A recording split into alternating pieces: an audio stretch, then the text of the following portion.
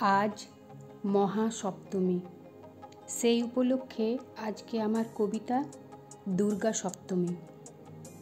সপ্তমীর সকালে রোদটা ঝলমলে, দুর্গা মা এসেছেন ধরণীর কোলে। আকাশে বাজে ঢাক, কাঁসরের সুর, মন্দিরে গন্ধে ভরে যায় সুদূর।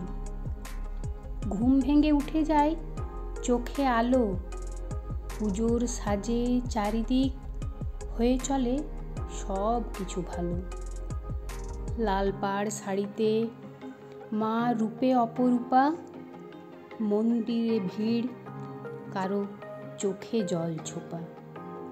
সপ্তমীর পুজো মানে মায়ের বাহন আসে, সিংহের গর্জনে কাঁপে আকাশ পৃথিবীর পাশে। দেবতা সকল দেন শক্তি অস্ত্র হাতে, মা প্রস্তুত অসুর দমন করতে রাতে। দুর্গা মা মানেই সাহসের প্রতীক, অসত্যকে হারিয়ে সত্য আনে ঠিক।